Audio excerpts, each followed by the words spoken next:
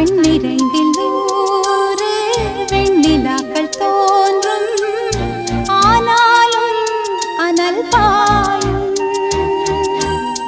நாடி எங்கும் ஏதோ நாத வெள்ளம்